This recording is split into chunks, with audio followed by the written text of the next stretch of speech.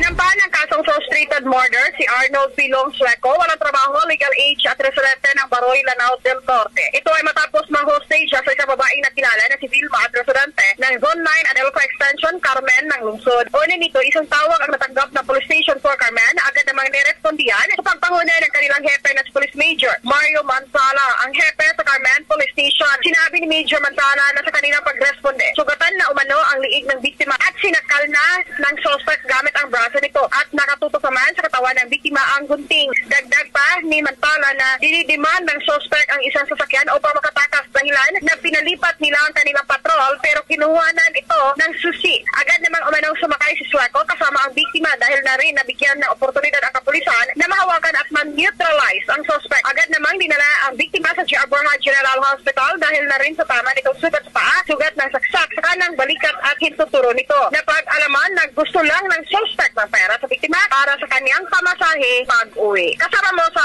RMN Cagayan de Oro, Radyoman Menje Montas,